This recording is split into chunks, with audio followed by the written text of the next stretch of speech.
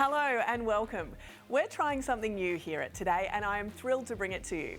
I'm Jane Azzopardi. You know me from bringing you the day's top stories and breaking news every weekday morning on Today. But with this series, we're going to pull back the curtain a little more. We'll dive deep into one story, offering some context and a peek behind the scenes at how it all unfolds and eventually makes it to air. This is Today's Take. This week, we're unravelling the mystery of that meeting that never happened with insights from our very own federal politics reporter, Liz Daniels. Plus, we'll share some of the complex logistics involved around travelling with the Australian Prime Minister.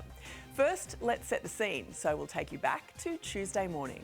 Prime Minister Anthony Albanese will advocate for the AUKUS submarine deal and reaffirm Australia's defence commitment to the United States when he meets President Trump on the sidelines of the G7 summit in Canada. Live now to Nine's political editor, Charles Croucher, who is following the Prime Minister in beautiful Banff this morning. Good morning to you, Charles. The PM was hesitant to preempt any outcome, though, of his meeting with Trump.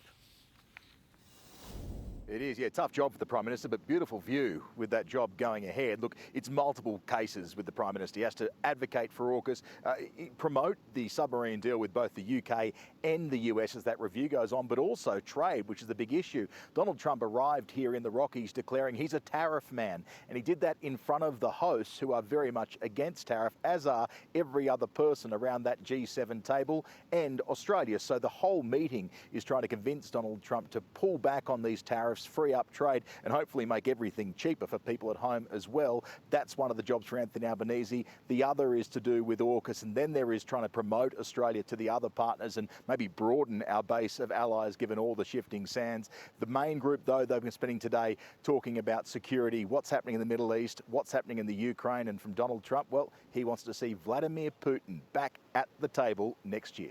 Just a few hours later, this crucial news broke during Today Extra. Welcome back. We're going straight to breaking news on the G7. US President Donald Trump has just announced he is leaving the summit and is heading straight back to Washington, D.C. Let's go straight to Nine's political editor, Charles Croucher in Canada. Charles, good morning to you. What does this all mean for Trump's planned meeting with our Prime Minister?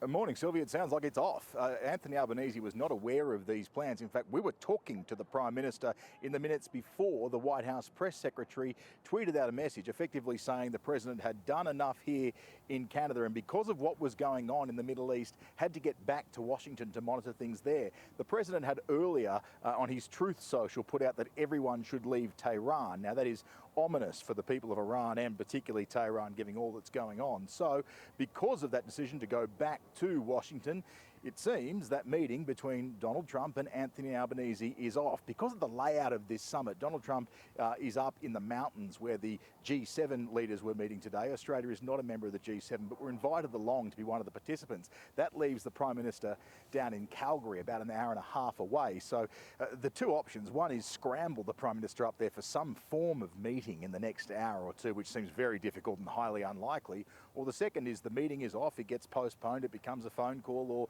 even the Prime Minister goes to Washington and hopes to get some of the President's time in the days ahead. That's all unknown right now because the Prime Minister didn't know this was going on. He had spoken about the importance of what's to come. We know there was a trade deal, protecting AUKUS and also making that first impression with Donald Trump. The President spoke highly of AUKUS this morning. That could be at least one half tick for the Prime Minister, but it will be very much a mission still open when it comes to tariffs, to the trade barriers and also to that first impression between the President and the Prime Minister.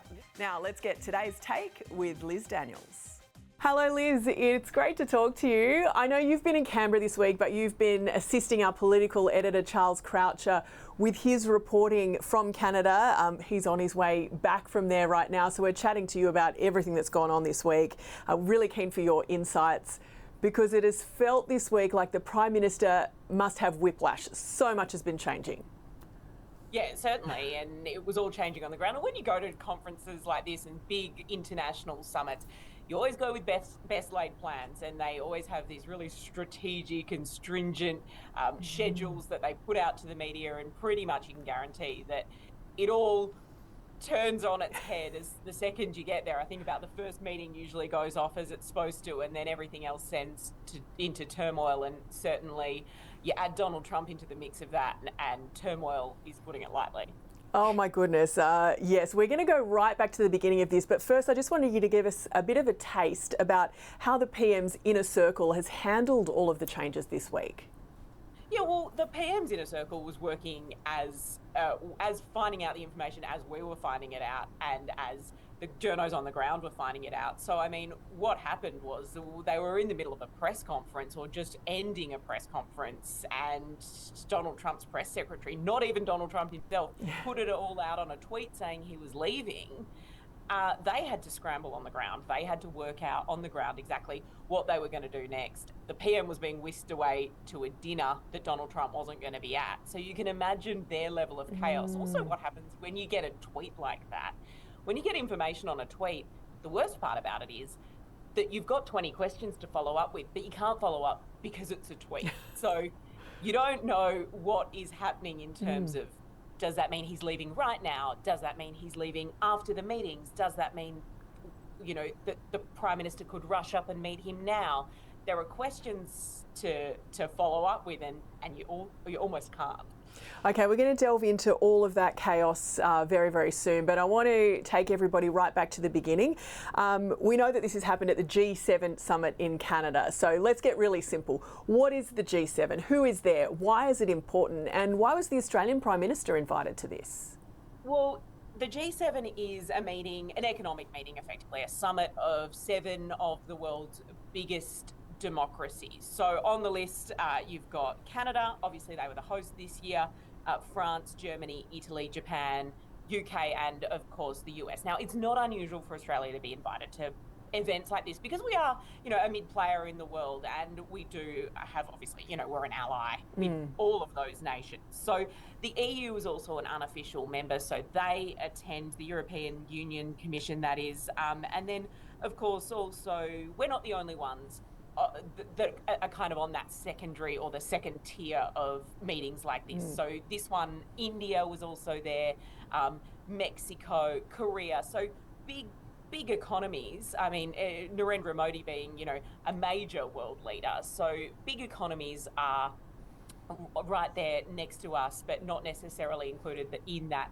G7, that 7 countries. Russia used to be a G8. Russia used to be involved, but they were booted out in 2014 after invading Georgia. So, you know, it is fluid, and as I said, yeah, the EU is also sort of a fringe, unofficial member, so they also are part of it. But it's not unusual for Australia to be invited to things like this. NATO also goes as, you know, as part of that second tier. So what happens there is that these discussions are had about, you know, economics. I mean, trade being the biggest issue at the moment, global trade because of the Trump tariff war, but also the wars themselves, the conflicts in the Middle East, the conflict in Europe, in Ukraine and Russia. So the situations that are discussed obviously involve Australia. We are a major player. We send a lot of money to Ukraine, for example, to arm them. And obviously we are a global trading nation. And especially at the moment with the rise of critical minerals,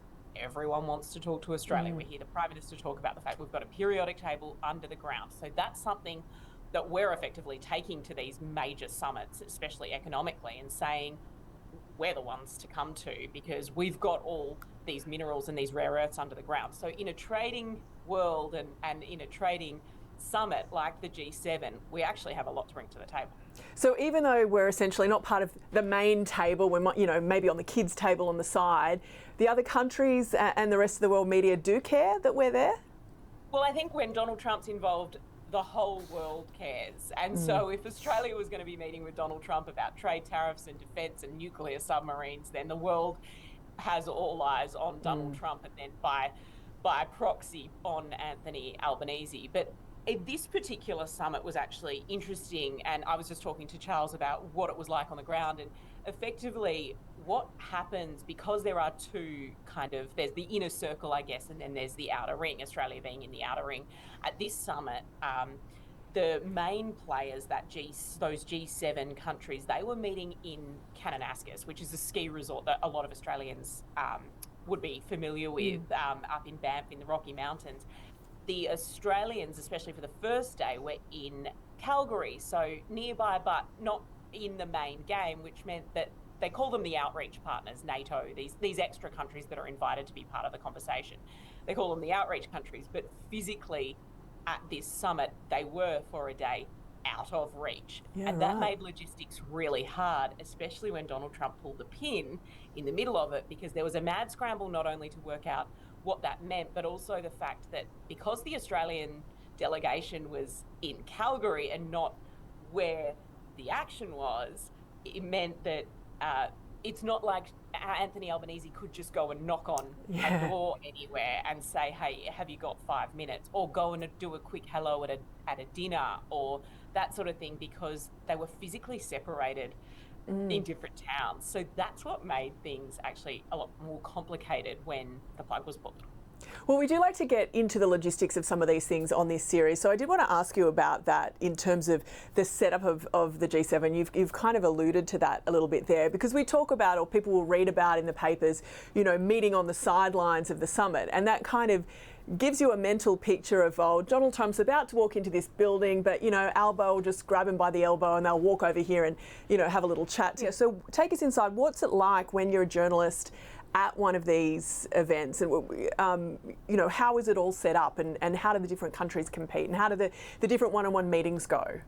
Yeah, so, and as we said, you tend to arrive with a schedule that the Prime Minister's office or that these officers have sent out that they believe they're going to stick to, and often it goes out the window, especially, as we said, if Donald Trump's involved. But you tend to arrive, you're usually waiting in line a lot for security checks, particularly to get into big media centres and media hubs. You're then also trying to work out where you can film, so you might want to shoot a piece to camera, or in Charles's position, he was in a spot where he had breaking news. We were on air with Today Extra, and he needed to go live to tell, you know, Australians that the meeting with Donald Trump was off.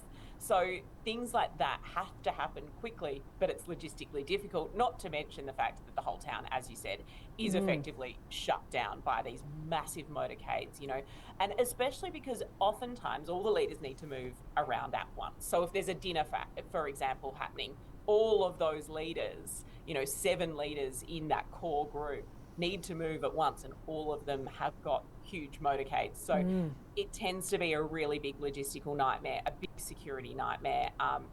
And you can imagine all the hotels are booked out, because you've got, as you said, not just leaders, their security details, their entourage in terms of drivers, media staff, but also a lot of them take with them support. So, for example, for us, Anthony Albanese had Kevin Rudd with him, the US ambassador. The president, the US president, had with him his Treasury Secretary and his trade representatives. So they have with them, it's often not just the leaders, but also other high-level diplomats and high-level ministers in their own governments that are travelling with them to advise and to also help out with those side meetings and things like that. So it's a big logistical effort, and it does often mean that there are delays, and then there are disruptions, and then the president says he wants to go home, and, you know, that sort of thing. So it's anyone's guess as to how things end up turning out. Yeah. Well, obviously the backdrop for this meeting was war. I mean, you have Israel and Gaza, then you have Israel and Iran, you also have Russia and Ukraine, and then Australia is going to this meeting, and we want to sit down with the US president while all this other stuff is going on. What did Anthony Albanese specifically want from this trip? Well, he had 2 things. He had 3 things, really. One, he needed the FaceTime with Donald Trump, because he absolutely needed politically to be able to say he sat down with the US president. There are huge questions about the ability to deal with Donald Trump, because obviously he's unpredictable, and the last time he was in the White House, it was a coalition government, so things were different. It was also a very different time in the world. It's in the middle of COVID. So the question about how Anthony Albanese is going to deal with Donald Trump could help to shape this entire term of government, basically, and foreign policy, especially because of Donald Trump and because of the global conflicts that are going on, is going to be a huge part of this term of government. So he needed to be able to he wanted to be able to get in the room with Donald Trump and to make sure that went well. He definitely didn't want to see a repeat of what happened to President Zelensky in the White House in the Oval Office. So that was the first thing. The second thing, obviously, is the trade deal, and the clock's ticking on that, because we do have tariffs on our products. We don't want them. It becomes a major issue for us, and there's another deadline coming in July when another round of tariffs is due. So he needed to talk to Donald Trump, and he still needs to talk to Donald Trump about that. He wants them removed entirely. We do have a free trade agreement, or we had a free trade agreement with America, and previously Australia has been able to carve out exemptions. So he wanted to be able to prove that he too could do a deal with the Donald to be able to get that done. Now, that obviously was the number one on the agenda. Then he's got a 30-day review of the AUKUS submarine deal. So you've got, $300 billion, 3-decade submarine pact for us to, inject cash into the American submarine building capacity, then for us to be able to build nuclear submarines here. Not only that, for us to be able to dock American nuclear submarines in Australia as well. So that is such a multi-layered pact and deal, and the Americans have said they're reviewing it. And Donald Trump announced that review days, the Pentagon days before this meeting was due to happen. And so at the moment, Anthony Albanese really needed to talk to Donald Trump about some pretty big issues that are facing Australia globally and domestically. Now, at the moment, it looks like, we've got tariffs on beef. That's one example. At the moment, it looks like our tariffs on our beef aren't impacting the amount of export that the amount of beef we're exporting. We're going hugely into China at the moment. It looks like that the figures are showing that. But it is showing as well that the Americans are paying more. And so if everyone else is able to negotiate to get their tariffs removed or reduced, then Anthony Albanese runs into a problem where Australia loses its competitive edge. We don't want that, and Anthony Albanese certainly doesn't want that. He doesn't want to be the last to do a deal with the Donald. He has to be able to get in. So that's what he was hoping to be able to do at this. And there was a lot of domestic talk about it as well, and a lot of domestic pressure politically on Anthony Albanese being able to not just get this meeting, but also to be able to do well in the meeting. Well, the opposition is certainly played a part in putting that pressure on, pointing out that the UK Prime Minister, Keir Starmer, was able to get a deal.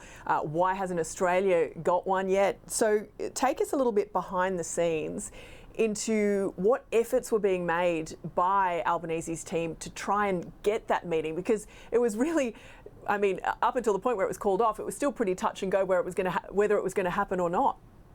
Yeah, absolutely. No one wanted to lock in the fact that Donald Trump and Anthony Albanese were going to sit down until just about Anthony Albanese had taken off to go to Fiji. So it was certainly a lot of toing and froing. The thing about the Donald Trump White House and the Donald Trump America is that nothing is being done by the book. So our White House officials, usually there are some, there are key channels and there are official channels to go through to set up a meeting like this with Donald Trump, between a US president and an Australian Prime Minister. There would be, a playbook to go by. Our officials in the White House right now are going to have to throw the playbook out. And that's where, enter Greg Norman, for example. He's played a huge part in being able to bridge this divide, and Anthony Albanese had also consulted with him about dealing with Donald Trump because they're mates. So, the Sharks had a role in this. Wow. The other thing was that, Kevin Rudd was also flown from Washington. He's the Australian ambassador to the US. He was flown to Washington to be able to be with Anthony Albanese to help him prepare for the meeting, and then also to sit in on or to be part of the meeting as well, potentially. So that was also another thing that, he's had FaceTime previously with Donald Trump. And then obviously they've had those 3 phone calls. Anthony Albanese and Donald Trump have had phone calls, and both of them after those phone calls said that the calls went well. So although we've since heard from Donald Trump that he doesn't believe in telephones. Yeah, absolutely. So that's right. So, and that would be worrying the Prime Minister right now, right? Yeah.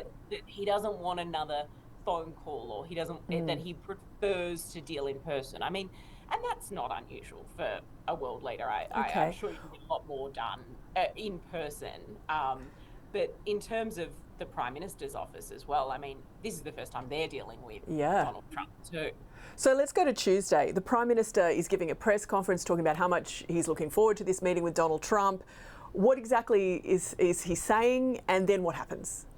Well, so he's going through, I'm looking forward to the meeting. He's giving all this rhetoric that the meeting is absolutely still on, locked in, good to go.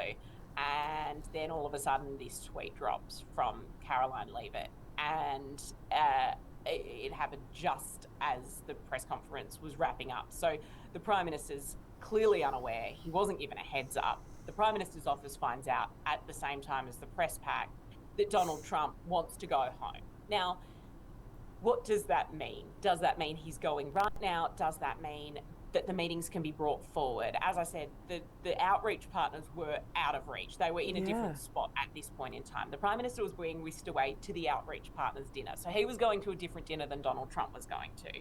So right in that moment, the Prime Minister's office goes into, well, what next? What do we do now? We need to salvage something from this.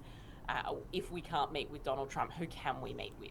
They ended up, Anthony Albanese and Kevin Rudd ended up going and meeting with Scott Bessent, who is the US Treasury Secretary, and also the Trade Representative Jamieson Greer. So they did get some FaceTime with the Americans, and they were able to talk to them. And the Prime Minister's office released photos of that, but they weren't able to get that picture opportunity and that really key, the handshake moment with Albo and Donald Trump.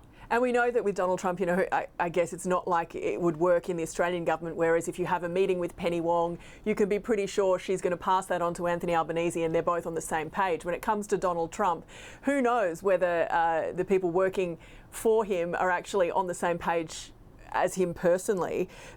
I want to get to the political analysis of this, if you like. Was it a snub? Well, it wasn't a snub, but it also wasn't a warm embrace. And so what happens next is key to determining whether or not it was a snub, because if he's able to secure a meeting or secure a phone call, then we know, the situation in the Middle East is real. And it's real that Donald Trump had to go.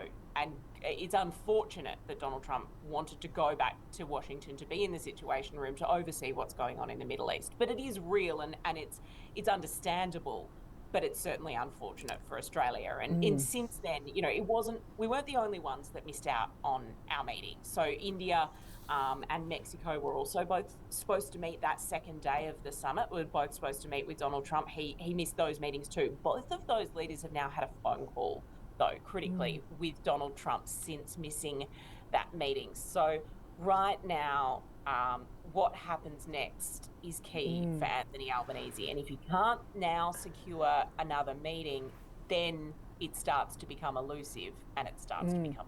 Okay, well, on that, he's about to touch down back in Canberra on his way back from Canada, and there's talk that he could be heading off again to go to this NATO meeting and try and get a meeting with Donald Trump. What are the risks here? I mean, if he goes and he doesn't get another meeting, surely that looks even worse. Well, absolutely it does. That would be an enormous problem. So right now, what's going on is that the Prime Minister's office is trying to lock in FaceTime with Donald Trump. He's only going to get on the plane if he thinks it's locked in, because if this all happens again, where he's standing by waiting for Donald Trump and Donald Trump leaves again, that is going to become a huge problem for Anthony Albanese. It becomes, a question of when is he going to get this deal done on tariffs, and also becomes a huge domestic problem because, as I said, this relationship with Donald Trump is going to shape the next 3 years of the government, because it's so critical in terms of being able to negotiate with an unpredictable president and being able to build that rapport. Because Donald Trump, I mean, there was one thing, if I can take you to one thing that Donald Trump said during the week when he was in the G7, he spoke to Keir Starmer, and in that kind of picture opportunity with Keir Starmer, he was asked, is the UK safe after, negotiating this tariff deal? Is the UK now safe? He's like, yeah, they're safe because I like them. So because the fact he likes someone matters to Donald Trump. That's how he does business. And so Anthony Albanese needs to get the meeting, but he also needs to be liked.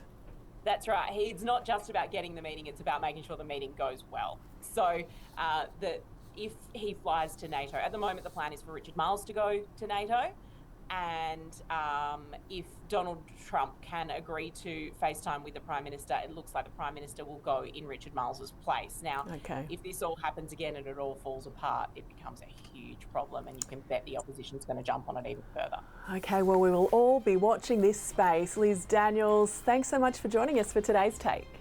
Thanks for having us, Jane. That was Nine's Liz Daniels taking us through a story that has certainly caused its share of headaches and pivots in Canberra this week. If you've liked this chat and you have some thoughts on what we should cover next, we would love to hear it on our social channels. Thank you for joining us on today's Take. I will see you bright and early with the rest of the Today team. Have a fantastic day.